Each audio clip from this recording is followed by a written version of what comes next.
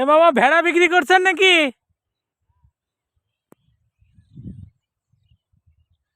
কয়টা বিক্রি করবেন? 9 কেজি 12,000। বিসমিল্লাহির রহমানির রহিম।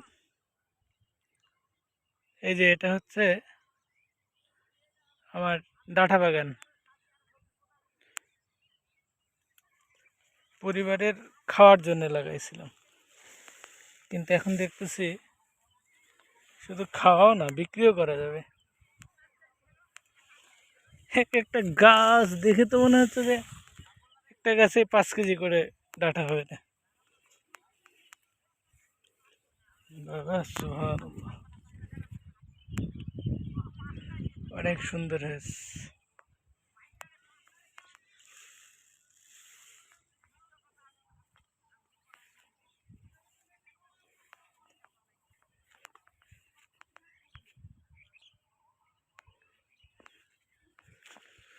ও ডাঁটা ও কৃষক রে,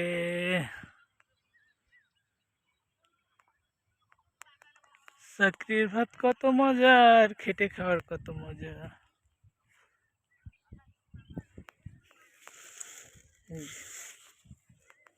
বইটা দেখতে আসলাম যে আসলে কি অবস্থা হয়েছে,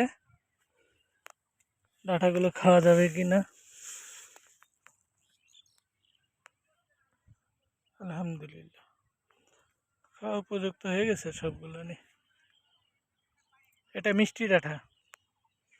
এখানে এ ধরনের গাছ আছে 200টা। 200টা গাছ আমি 60 টাকা দিয়ে বীজ কিনছিলাম। 60 টাকা দিয়ে বীজ কিনে এই ডাঁটা লাগাইছি। এর মধ্যে কোনো সার কীটনাশক কোনো কিছুই দিইনি, তবে পানি দিয়েছি। এটায় 2বার পানি দেওয়া হয়েছে। 2বার পানি দিতে 300 টাকা করে 600 টাকা লেগেছে। আর এই যে এই পাশে ঘাস লাগাইছিলাম, এই যে ঘাস, এই যে হচ্ছে স্মার্ট নেপিয়ার। ফুলের মতন প্রত্যেকটা ঘাস এইভাবে করে গচ্ছিত অবস্থায় আছে। দেখে মনে হচ্ছে ফুলের বাগান, কিন্তু আসলে এগুলো ফুল না, এগুলো হচ্ছে ঘাস। এই যে এই যে এক একটা চারা থেকে এই যে এগুলো বেরোচ্ছে এক একটা। এই যে এখানে একটা থুম, এই জায়গায় একটা, স্মার্ট নেপিয়ার দেখেছেন কতগুলো করে। একটা ঝাড় একটা খাওয়ালে এনাফ।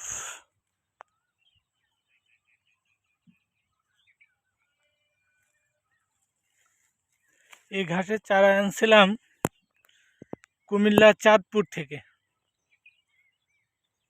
কুমিল্লা চাঁদপুর থেকে নিয়ে আসছিলাম, অনেকগুলো লাগাইছিলাম। এই ফাঁকা যেগুলো দেখছেন এগুলো না ছিল, কিন্তু আসলে আমার ভুঁয়ে একটা দুলাভাই আছে। এই দুলাভাই শুধু এই যে নষ্ট করে দেয়। এই যে দেখেন, এই যে আমার দুলাভাইরা মাটি তুলেছে, মাটি। এদের অত্যাচারে আমি অতিষ্ঠিত হয়ে গেছি। এই যে মাটি তুলে, এই যে মাটি তুলেছে, আমি মারার চেষ্টা করেছি, দুটো মেরেছি, কিন্তু আসলে বাকিগুলো আর মারতে পারিনি। ইঁদুরও কেটেছে কিছু গাছ।